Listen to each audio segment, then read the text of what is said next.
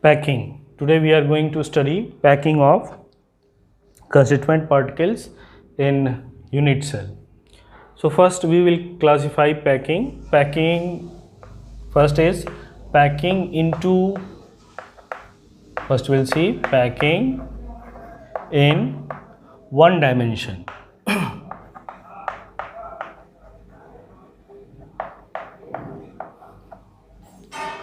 Packing in one dimension means if we consider all the constituent particles as sphere, we know that we have to consider that all constituent particles in solid state is spherical in shape. So if we arrange sphere in one line or in one dimension, then this arrangement is known as one dimensional packing.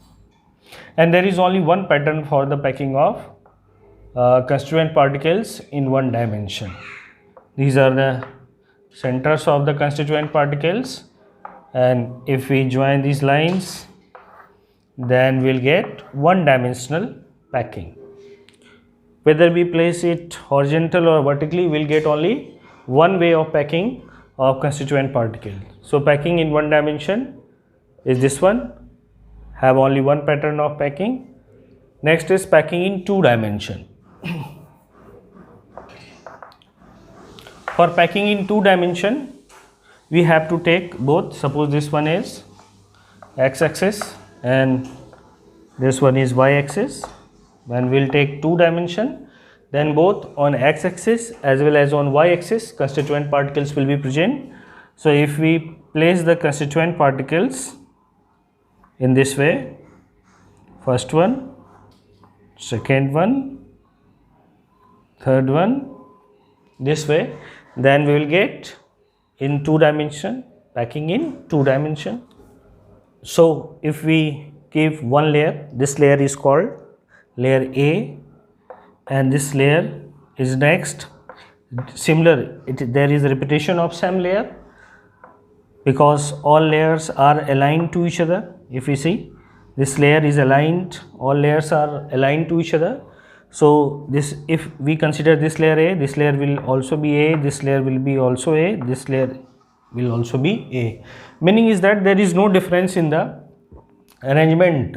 If there is no difference in arrangement, in that case we will consider that as same layer.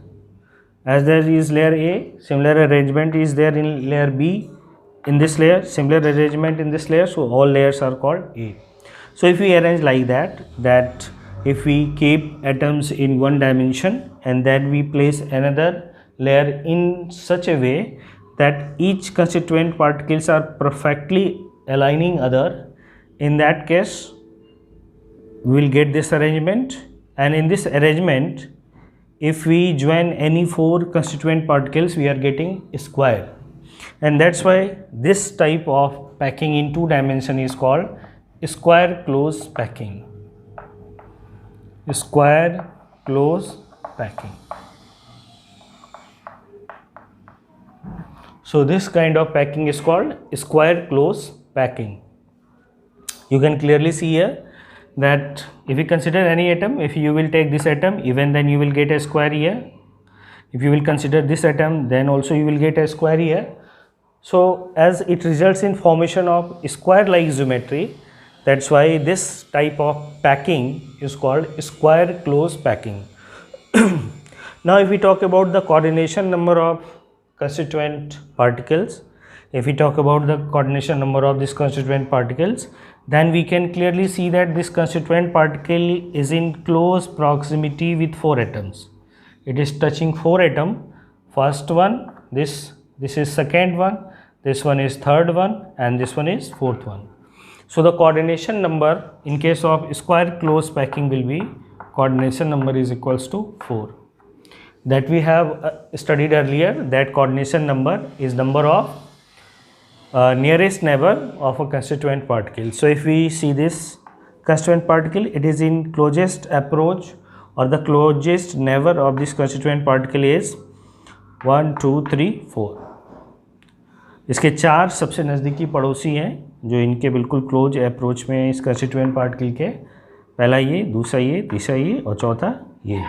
तो ये जो चार close पड़ोसी हैं वो कहलाते हैं इस कंस्टिट्यूएंट पार्टिकल के coordination number. So the coordination number is 4 in case of square close packing. So this was the first type of two-dimensional packing. Now we come to another type of two-dimensional packing. These empty spaces are called voids or interstitial site. Voids or interstitial site.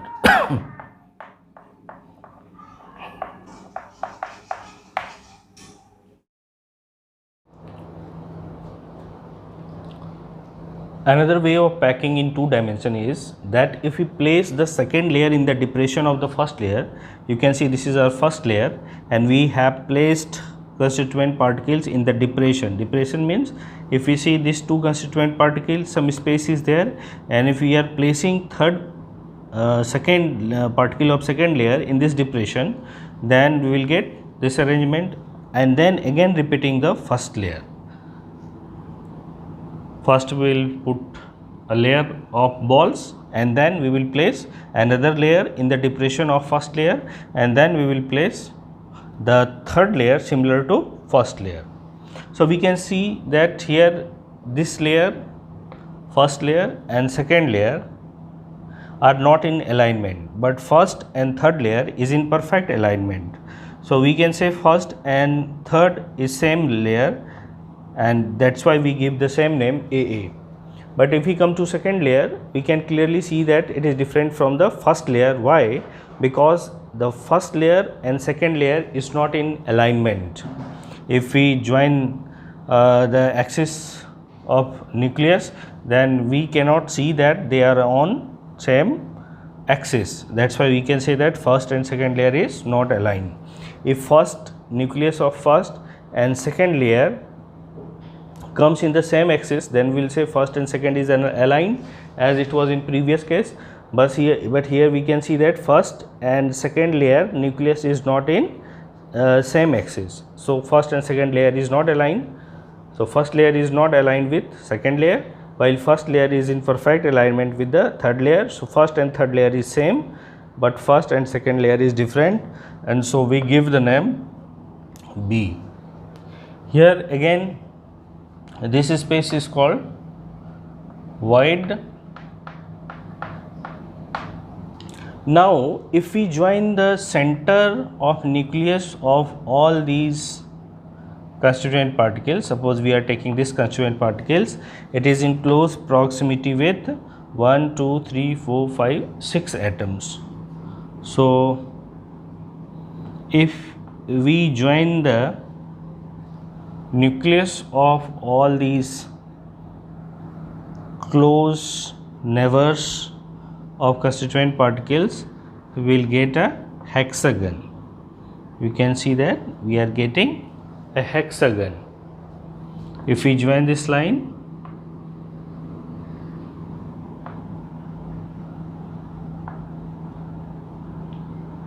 same hexagonal structure will obtain for all the constituent particles, but here for the representation I have shown only one. This structure may be very huge, so you can clearly see that it is hexagon in geometry. That's why such type of packing is called hexagonal close packing. This is called hexagonal close packing. Now if we come to the voids or interstitial space, you can see here two types of voids are there. First void is this one and second void is this one. In case of first kind of voids, you can clearly see that vertices are upwards, while in another kind vertices are downward. Again vertices here upward, and here you can see vertices are downward. So two kinds of voids are there, one void with upward vertice and another void with downward vertices. So if we dark this downward vertex,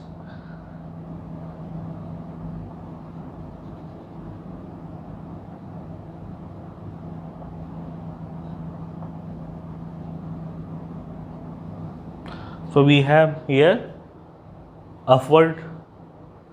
If we see here clearly, then you can see here we have two types of voids. You can see one void, this one. In this is the vertex. This vertex is pointing upward, and if we come to this voids, this empty space, in this case this vertex is pointing downward. Similarly, in this vertex is pointing downward. If we show by triangle, then we can see here in this vertex is pointing downward, and in this case here vertex is pointing upward. In both the cases, vertex of this triangular octahedral voids are pointing upwards. Here vertex is pointing downwards. So in whole the crystals or in whole packing, we will see two types of voids. One void is this one, in which vertex is pointing upward. Another void is there in which vertex is pointing downward. As they are different type of voids, that's why we give separate name. This is suppose called C and this one is called D. We can use any notation for these voids, but suppose here we are assuming that the voids, triangular voids in which vertex is upward, is named as C, and the voids which is downward is named as D. So this was two-dimensional packing. Now in case of three-dimensional packing, if we place third layer over these voids, then we will get three-dimensional packing. So I am going to discuss three-dimensional packing.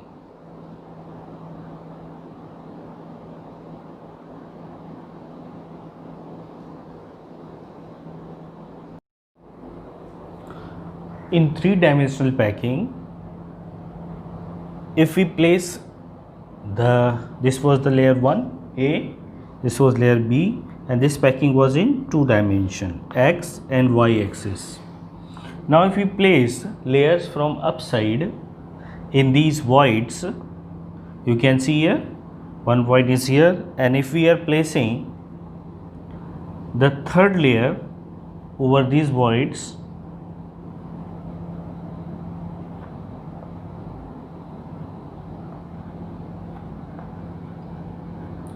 then we'll have packing on this direction, A layer, then B layer, and again if we place third layer in alignment with the first layer, in that case we'll have arrangement in three dimension like A, B, A, B, A, B type. You can see here this one is our first layer, this is in two dimensional. Now we are going to pack in three dimensional. So for packing in three dimensional, we have to place third layer. Above this two dimensional structure, we have to place third layer. These third layers we can place on these voids, octahedral voids. If we place here third layer, then we'll get the same A type of repetition, but to get the another kind of layer, we have to place third layer over these voids here, then we have to place here, then we have to place here, then we'll get A, B, and again if we place third first layer, then second layer, if we place third layer just above this first layer, then we'll get again A, because this layer and this layer will be in alignment. This layer of constituent particles are not in alignment with this layer, but we place third layer here, then again one layer here, then this constituent particles will be in alignment with this layer. And similarly we can get AB type of packing. Now here we have two kinds of voids. You can see one kind of void is the one which is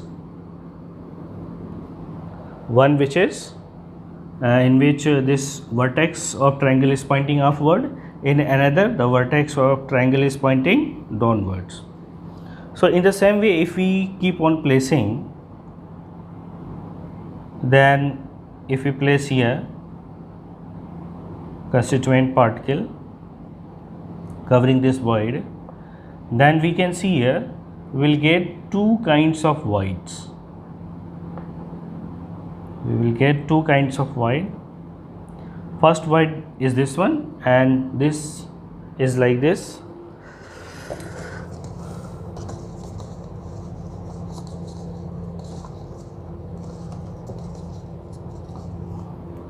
This one is something like this. This is the 3 layer, as you can see, 3 layers, and then we are placing another layer over this. So in previous video you have seen that in case of tetrahedral voids, you have to focus on this void and you have to see this arrangement. It is similar. You can see here this arrangement, and you have to focus on the structure. You have to focus on this void,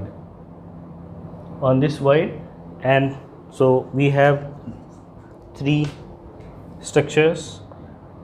We have to consider this constituent particle, this constituent particle, and this constituent particle, and then over these voids, and then voids is formed here. This red color circle is indicating the presence of another constituent particles over this void. So if you place here, if you can see, you have to focus on these 3, 1, 2, 3, and this one. Then you will get the similar structure like this one. And we have studied before that this is tetrahedral voids. So we can clearly see that here formation of tetrahedral void is there. So this void is tetrahedral voids. Tetrahedral voids. Now if we see,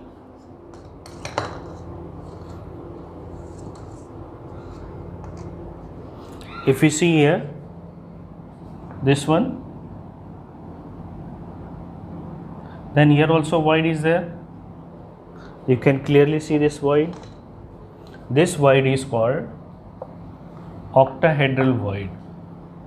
This void is known as octahedral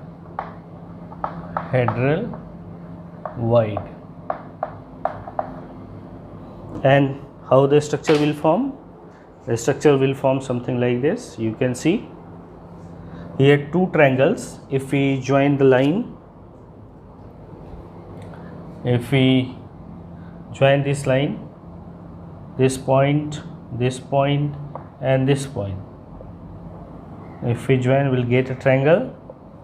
Similarly, if we join here this point and this point, then also we are getting triangle.